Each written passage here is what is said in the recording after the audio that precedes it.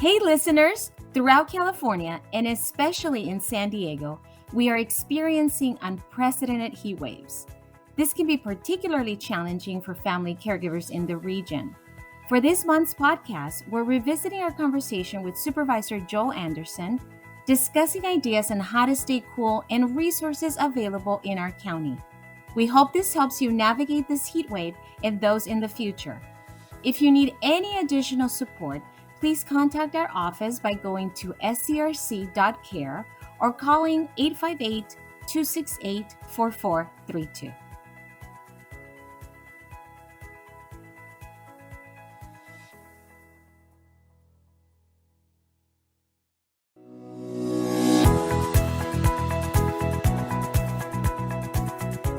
Welcome, everyone, to another edition of SCRC's Let's Talk Caregiving.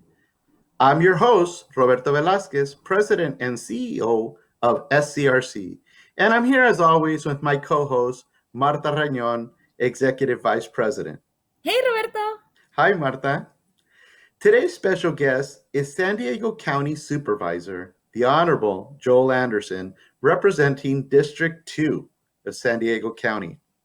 We're thrilled to have you join us as we want to discuss how to stay cool during these extremely hot summer days. As everyone knows, we're experiencing very hot weather in California, in some areas even announcing heat wave warnings. Supervisor Anderson, you represent all of the east area of the county of San Diego, all the way up to the Imperial Valley County line. And it's extremely hot in those areas. And in fact, today, just in El Cajon, it's about 10 or 11 degrees hotter than the city of San Diego. And your district is also home to the largest older adult populations in the county. And we all know that older adults and infants are most susceptible to heat-related illnesses. So we're really excited that you're here because we want to ask you, what are some of the county's programs available to help people in these extreme conditions? Well, before I start, let me just say how much I appreciate you and the Southern Caregivers Resource Center. You know, you do so much for our community. You've been such a wonderful resource, not just here, but throughout the state. And I just want to tell you, as a former state legislator who's worked on your issues, you really set the bar. And I know that this is in your heart. This is a 501c3 that y'all started because you had family members and you knew how important it was to care for them. Now, having said that, I have to be honest with you. I have the hottest district in San Diego County.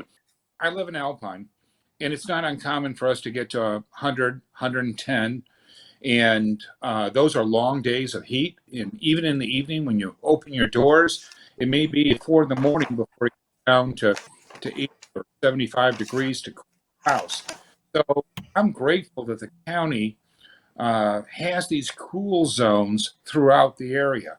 And, you know, for my community of Alpine, we use the library, but in other portions of the county, we use community centers, we use nature centers, but we have these areas where you can go if you're a senior or if you're just plain hot and cool off, because we know that if you are in that heat for too long, you can get heat stroke, and that's not good for anyone.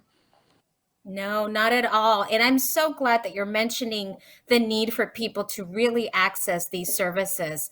I know that having a lot of our clients caring for elderly individuals, that these months are especially critical because sometimes we have, rolling blackouts or we have to conserve energy. And so what happens when you have to maintain medicine cool or your oxygen tank? And so we actually put together some 1-minute tip videos for people to see.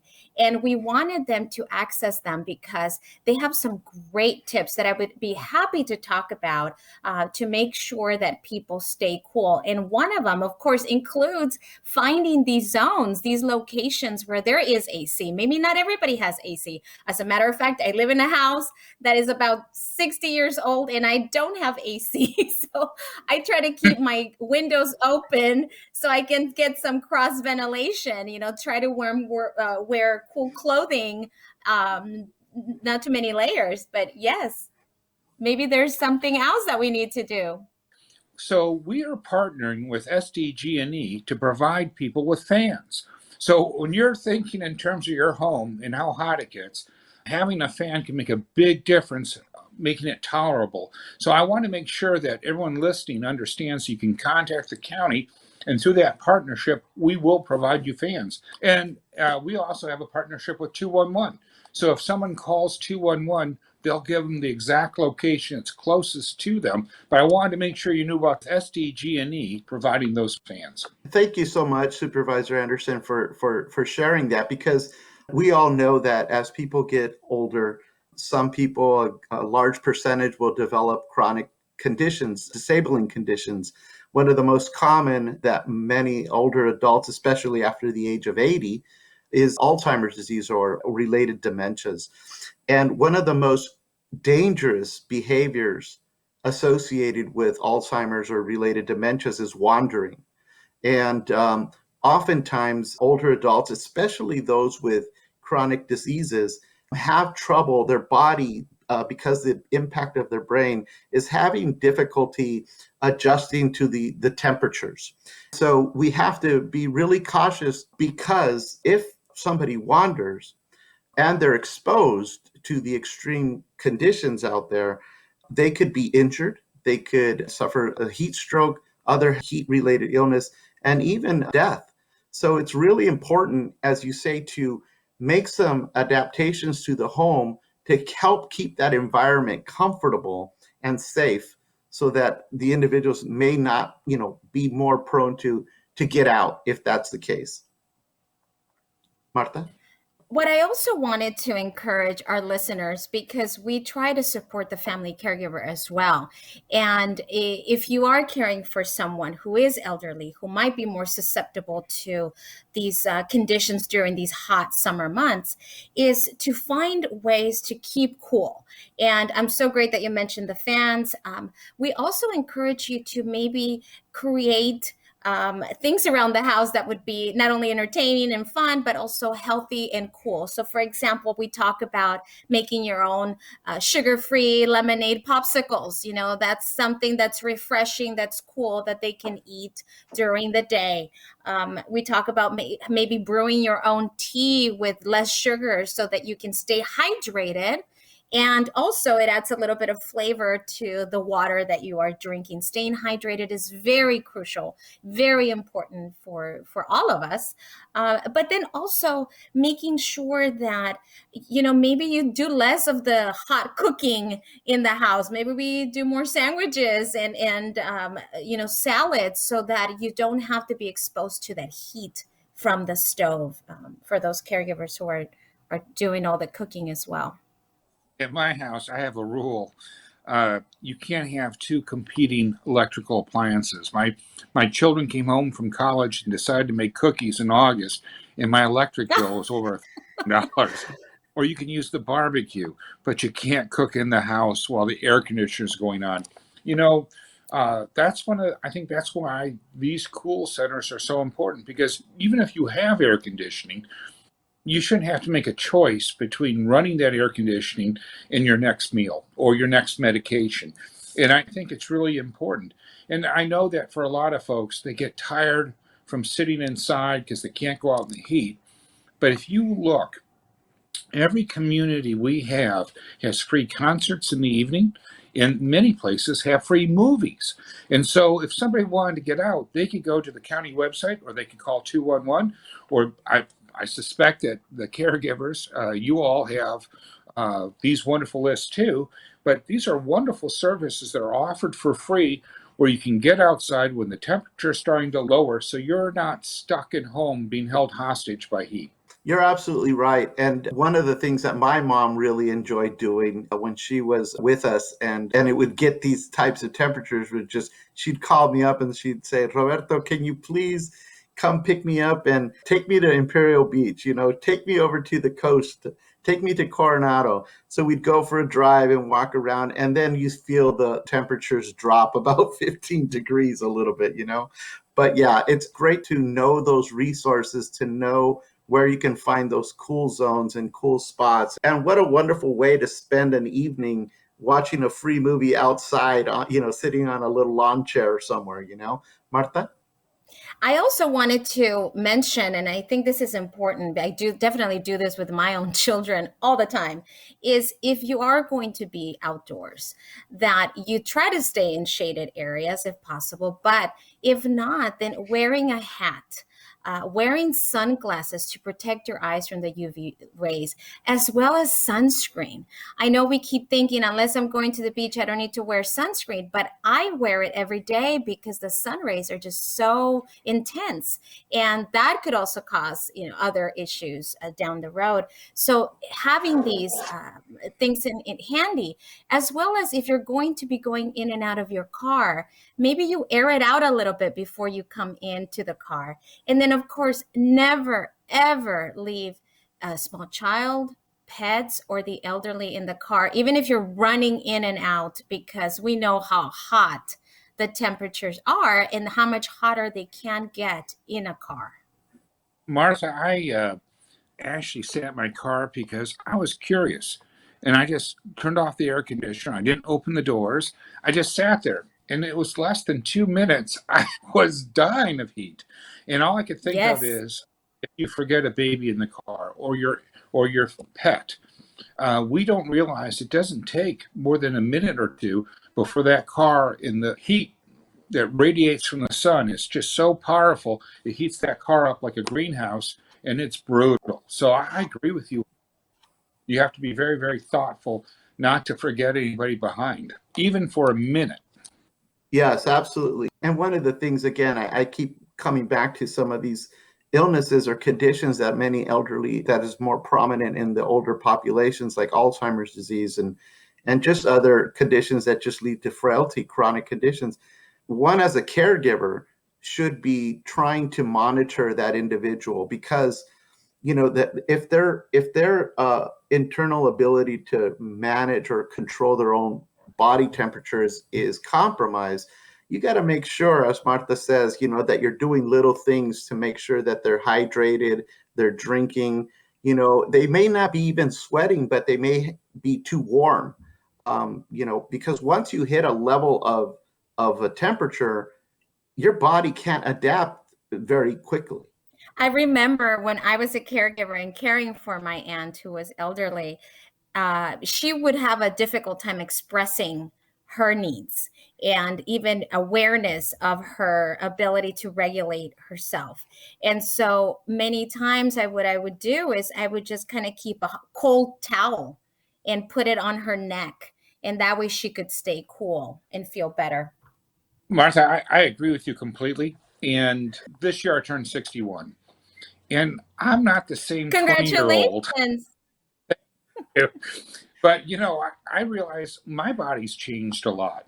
And that towel around the neck makes a big difference. The other thing is I never got dehydrated before. And now I find myself, if I'm not on top of it, I'm not thirsty at all. And by the time I am thirsty, it's too late. I've got to lay down and I'm in trouble. And so I think that when we are facing this heat, we have to remember, even if you're not thirsty, you need to drink. You have to have that fluid because you're sweating it off, or in my case, I'm talking it off by talking too much. You have to take those fluids in. And so I think that's really important too. Thank you for saying that. And now for a person that kind of is a little bit water averse, because I think it's boring sometimes to just drink water, I like to infuse my water with fruits, with vegetables, cucumber, lemons, berries, just something that would make it fun and interesting.